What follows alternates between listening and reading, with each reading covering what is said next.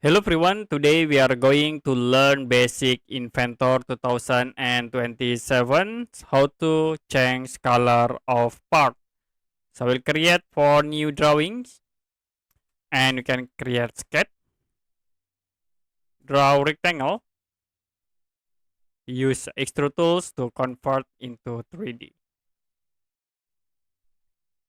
Now if you want to change color of this part, you can go to tools menu and then click appearance.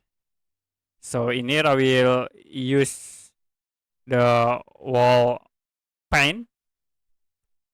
You can select the object, sort all, and you can right click in the material and then you can assign to selection. So that we change the color of part.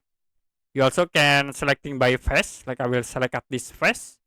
I will set the color into the sky blue, right click, assign to selection.